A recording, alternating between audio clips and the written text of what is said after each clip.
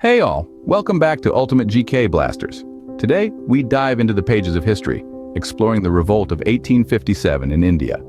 This revolt, a significant event in the annals of Indian history, marked the first major uprising against British rule in the subcontinent.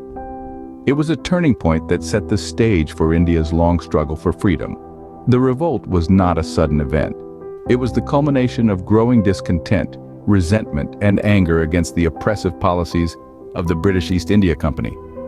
From the introduction of new rifles sparking the Sepoy Mutiny to the influential figures who led the rebellion, the revolt of 1857 was a complex and multifaceted uprising with far-reaching implications. The outcomes of this revolt reshaped the future of both India and the British Empire. With this brief introduction, we set the stage to delve deeper into the events that unfolded during this historical revolt. Now, understanding any historical event requires us to look into its causes. So, what sparked the revolt of 1857? Let's start with the political factors.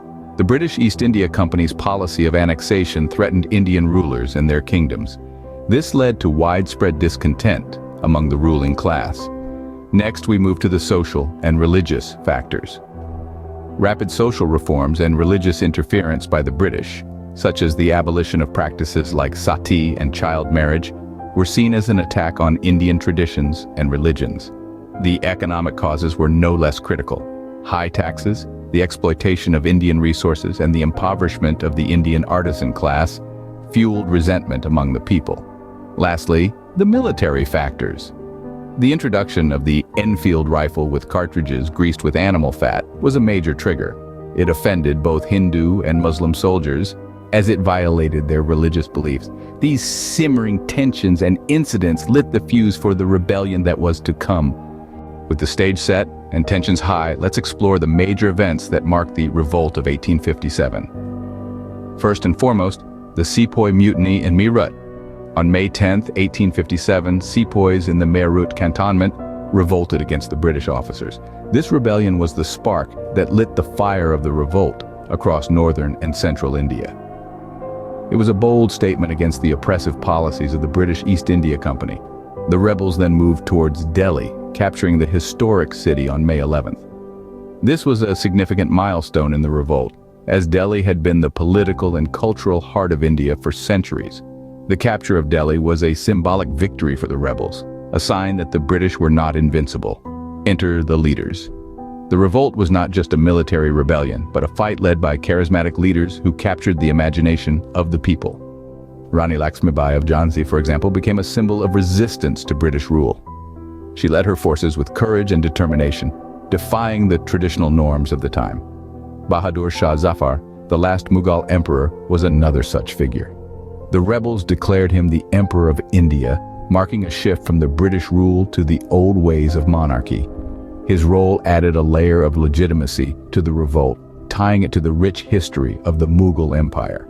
However, the tide turned in September 1857 when the British recaptured Delhi. This event marked a turning point in the revolt, a moment when the balance of power began to shift back towards the British. Despite the fierce resistance, the British forces, with their superior resources and organization, managed to regain control. These events marked a year of intense conflict and struggle, ultimately leading to a significant shift in how India was governed. This revolt was not just an uprising against foreign rule, but a fight for freedom, a fight to reclaim the identity and dignity of a nation. The revolt of 1857, though unsuccessful, had profound implications. Let's uncover what happened next. The uprising, a watershed moment in India's history, led to significant changes in the governance of the country.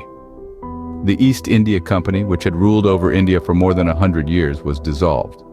The reins of control were transferred from the company to the British Crown, marking the beginning of the Raj. This shift was more than just symbolic. It led to a transformation in the way Britain interacted with India. The British government began implementing policies that were less exploitative and more focused on the welfare of Indians. They introduced social reforms and took steps to respect and preserve Indian customs and religions, aiming to avoid the kind of unrest that had led to the revolt. Thus, the revolt of 1857 marked a significant turning point in India's struggle against British rule.